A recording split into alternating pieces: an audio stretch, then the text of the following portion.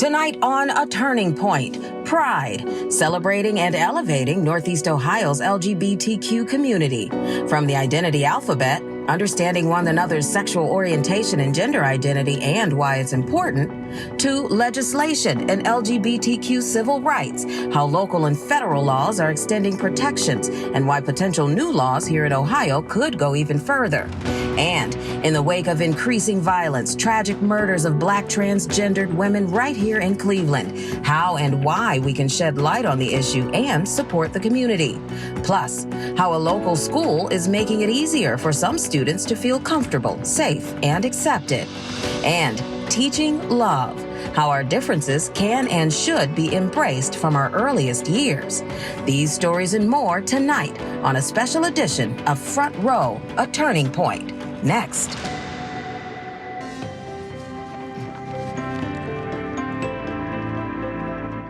Good evening, everybody, and thanks for joining us. This is Front Row, A Turning Point. As Pride Month draws to a close, tonight's special focuses on the LGBTQ community here in Northeast Ohio. I'm Jim Donovan, alongside with January Keaton. Hey there, Jim. Yeah, we saw history made this week in the NFL. Former Browns defensive end Carl Nassib becomes the first active player to come out.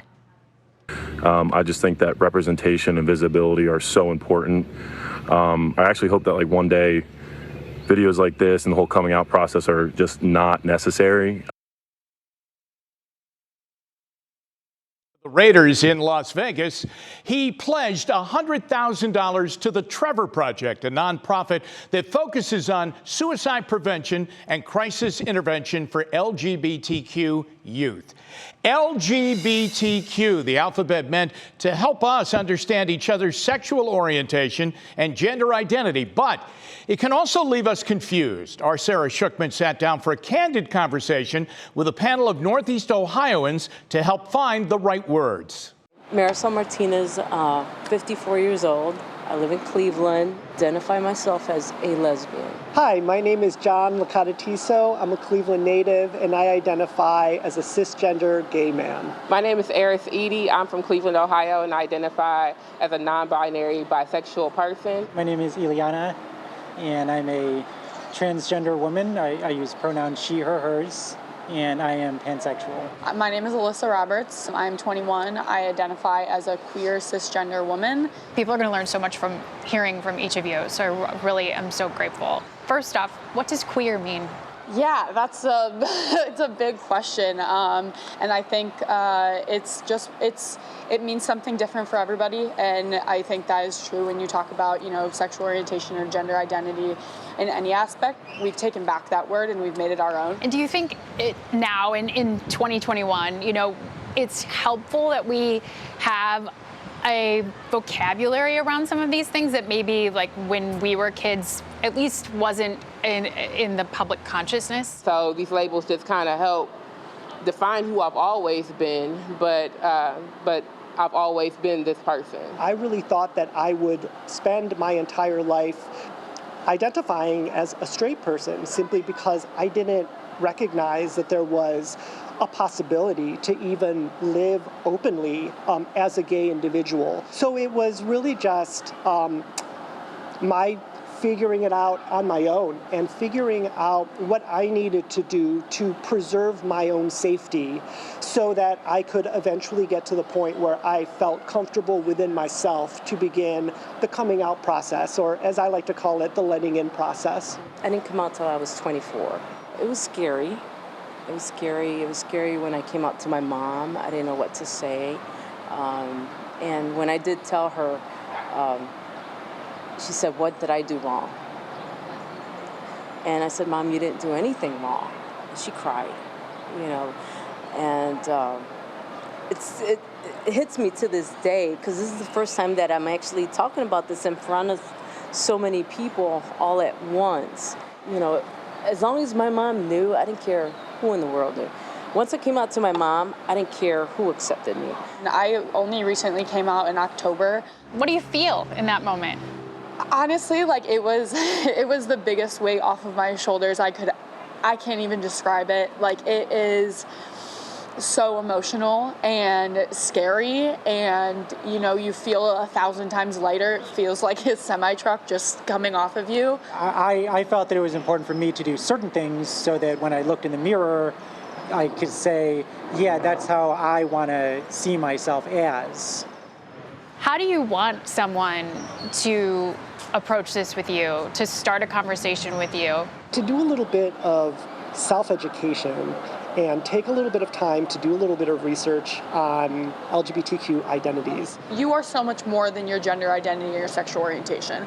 While that is an important part of who you are, you are so much more than that, and it's not our job to teach you everything. Because Google is a great thing. LGBTQIA+ has been part of the human story since there has been humankind. It's just that the terminology is just an intentional effort to try to actually acknowledge our existence. Maybe that's new. Maybe the visibility is new for a lot of people, but we are not new. Believe people when they say these things, when they tell you who they are. Trust that they didn't come to these decisions lightly, and then also trust that it's okay for their identity to evolve. Now, like all good conversations like that one, they all begin with respect. The LGBT Center of Greater Cleveland has resources for individuals questioning their identity and their allies. We have a link to that at wkyc.com/aturning-point. Well, at least 9 transgender women have been killed in the city of Cleveland since 2013. All but one were women of color. Tonight, 3 News investigator Rachel Polanski is tracking a crisis that often goes ignored: transgendered violence. I just remember Cece's vibrant personality. She lit up the room when she would come walking in. These are the faces of Cleveland transgender women. She's here, and she matters. Daughters, nieces, friends. It was just phenomenal to watch her so full of life, Whose lives were cut short. Her murder just blows my mind because she was killed in her bed. She didn't even have the ability to really fight back.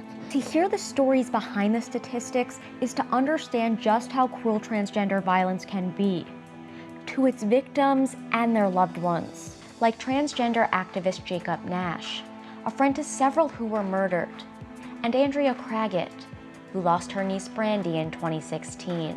And they told me that they had found her body on the east side and that she was dead. She had been shot, a single shot to the chest. More than 40 transgender people were killed last year, according to information gathered by 3 News Investigates and the Human Rights Campaign, an LGBTQ advocacy group. And this year is on track to be the deadliest on record for transgender Americans, with at least 29 deaths. We say at least because it's impossible to know an exact count, as federal statistics are limited. Advocates also say there's significant underreporting. It's actually very difficult to know how many of our trans neighbors we've lost because there's no real good way of finding that information. You have to literally be a detective looking at death record. 3 News Investigates did look at death records, and that's when we found another issue. Police, media, even the medical examiner often misgender victims, describing the person using a name or gender with which they did not identify. A spokesperson for the Cuyahoga County Medical Examiner told me, quote, "We obtain identification from a decedent's legal name at the time of death. Additionally, we report on their sex, not gender." It says to me that my community is not as valuable as other people in other communities. While there are federal statutes in place, Ohio is among 28 states whose civil rights laws do not specifically protect individuals from discrimination based on their sexual orientation or gender identity. And to this day, Ohio does not have a standalone hate crime law. We need those protections because we need these hate crimes to be labeled as hate crimes. I do want to note, though, that just a few weeks ago, 2 Ohio lawmakers introduced legislation that would, 1, redefine Ohio's hate crime laws, and 2, create a statewide bureau that would be responsible for independently conducting these investigations. For more information on that, you can head to our website, wkyc.com. Rachel Polanski, 3 News. Wow, powerful piece there, Rachel. Thank you. Continuing with the legislation, there's now a bipartisan effort making LGBTQ discrimination illegal that's now picking up steam. Lena Lai has this one. Hello, I am Sean. I'm 11 years old and in the 5th grade. Before a hushed Ohio House committee, a transgender girl's testimony brought some audience members to tears. I remember holding onto my bed frame, crying, yelling at my mom that I don't want to go to school because I knew I wasn't safe. My principal didn't protect me. She discriminated against me, and that makes her a bully too. The hearing last year for a bill to extend civil rights protections to LGBTQ Ohioans, just as they protect Ohioans based on age, sex, race, religion, and more. I really am optimistic. Democratic State Senator Nikki Antonio from Lakewood is the only openly gay member of the state legislature. She's been trying to pass the Ohio Fairness Act for the last decade. But now, for the first time, bipartisan support from Republicans in both the House and the Senate.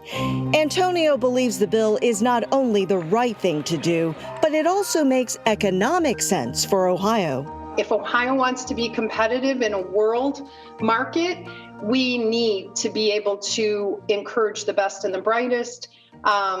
Corporations, businesses, manufacturing groups that want to come and invest in the state of Ohio. Ohio is one of 29 states with no LGBTQ anti-discrimination laws. However, these Northeast Ohio cities and Cuyahoga County passed their own laws, making LGBTQ discrimination illegal. Then last year, a stunning ruling from a conservative U.S. Supreme Court. It's huge. It would be hard to overstate how big this decision was. It ruled that federal civil rights laws also prohibit workplace discrimination based on sexual orientation and gender identity. But supporters of Ohio's bill say federal laws don't go far enough. They want protection in housing and public accommodations, too. When somebody gets to know someone as a real three-dimensional person, not a stereotype, not some kind of label that they read somewhere, but a real person with hopes and dreams. People like Sean Miller. I work really hard in school so I can get good grades and a good job. I don't want someone to take that away from me because I'm transgender. Effecting change, one person at a time. Please don't discriminate against me. Please don't be my bully. Lena Lai, 3 News. Welcome back. LGBTQ couples and individuals have historically faced both biological and legal challenges when welcoming children into their lives. But as digital anchor Stephanie Haney explains, thanks to advancements in science and in legislation, the path to parenthood is opening up for all. I just remember just staring and looking at her, and my heart was just so full of joy and love. It was so surreal, like, wow, we got here, we made it. All right. Gianna Caminiti represents so much to her parents, Mason and Ann. There was one point the nurse had a binder open, I'm assuming with our file, and she said, okay, so how long have you been trying? And Mason said, well, I'm transgendered. And she said, okay. Like many LGBTQ plus families, Mason and Ann's journey to parenthood included sperm donation and multiple tries at insemination before a successful round of in vitro fertilization brought them Gianna. She's 19 months old now, and I still pinch myself sometimes. Their doctor, Priya Masala, with reproductive gynecology and infertility, says she treats many LGBTQ plus patients who aren't always aware of their family building options. It's really educating the person about what is out there and then how their hopes and desires and dreams kind of coordinate with what's out there. Dalen Washington, a transgender man, and his wife Crystal just did an egg retrieval with Dr. Masala last week using Dalen's eggs. So when I got the hysterectomy, that's part of my transition process. I just honestly thought that I would never be able to have a biological child. They just tested both of us. They to see who had the better egg supply, and I thought for sure that it was going to be her because I've been on testosterone forever. But it turns out I was the one who had little to none. Dr. Mossala says advances in technology are opening new doors for all people to have the families of their dreams while also lowering what can be a very high price point. It was scary financially, but we ultimately decided, well, you know what, if we have to take money out of our retirement, we will. We'll just pay ourselves back, and that's what we've done. Dr. Mossala also helped Kristen Klink and Melissa Hall welcome Ireland 8 years ago and Scotland, or Scotty, in 2019. She was right behind us 100% saying, I know I can help you grow your family. To get pregnant with Ireland, the couple went through 8 rounds of insemination, 1 IVF cycle, and finally a frozen embryo transfer. When Ireland was born, same-sex marriage was not yet legal in Ohio, so Kristen's name couldn't be on the original birth certificate.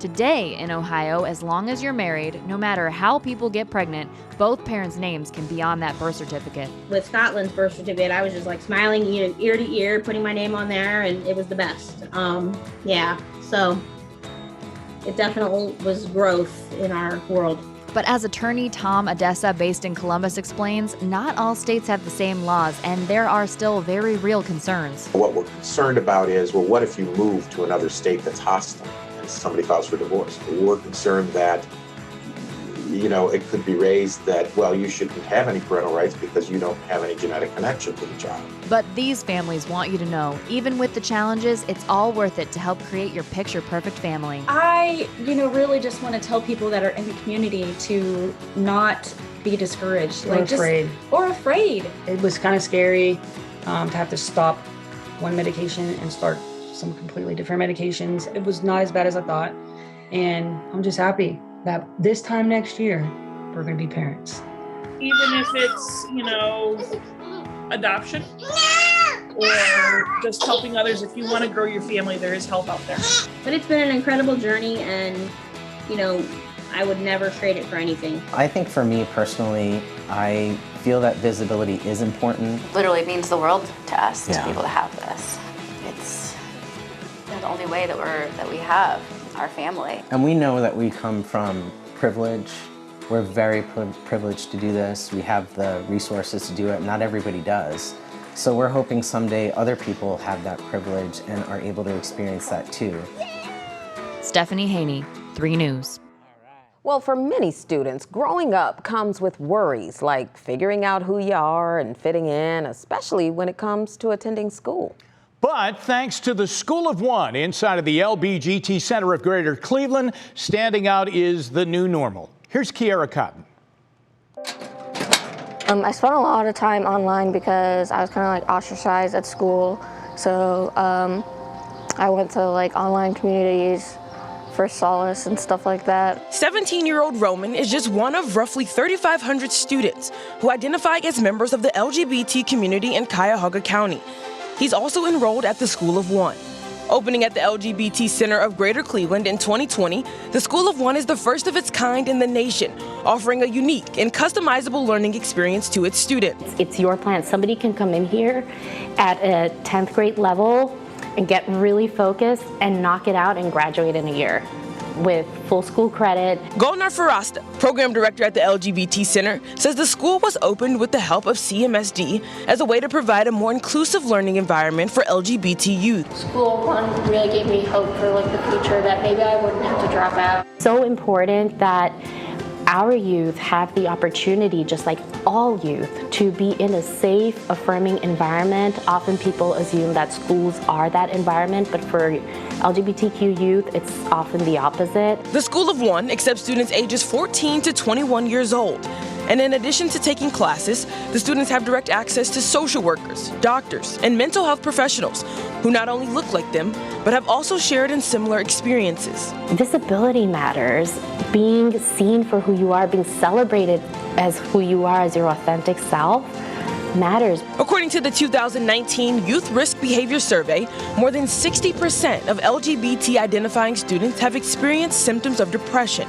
That's compared to nearly 30% of their heterosexual cisgender peers, highlighting the need for inclusive, affirming, and diverse spaces. While the School of One may focus on LGBT youth, it, as well as the LGBT Center, are resources for any and everyone, with the primary goal of coloring the world with shades of inclusivity, now and in the future. 10 years from now, 20 years from now, who knows where we'll be. But these youth that grow up in the center will be our future leaders. I'm Kiera Cotton. Why wouldn't we want to equip them to be as successful as possible? 3 News. A new FBI hate crimes report released this fall reveals that hate crimes based on sexual orientation are rising.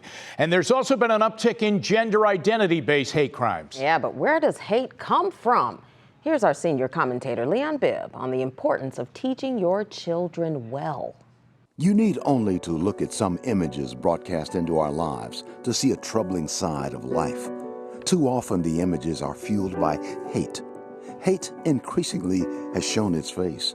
Sometimes it slips under cover, but it is always there, never really fully going away. Hate can hide only to resurface when an event or a voice unmasks it from its covered place. Still, we must stop hate and exchange it for fairness. During the past administration, we saw pockets of hate growing at lightning speed. With the internet and social media, hate did and can still cross continents and oceans with a finger stroke on a computer keyboard. We have seen hate heavy-footing it in anti-LGBTQ groups. The Southern Poverty Law Center, which monitors hate in the U.S., has seen significant rise of hate groups which are so often fueled by harsh policies and strident voices. At the LGBTQ Center in Cleveland, a goal is to support victims who are on the receiving end of illegal actions or even words. In the Broadway hit musical South Pacific, there's a song which confronts hate. The lyrics say you've got to be taught to hate and fear. The author of the song contends we're not born to hate, that is a learned behavior. To hate, you've got to be carefully taught. Which raises the question of what are we teaching children? What are we saying of ourselves? During Pride Month, and really every day, all this is something to think about.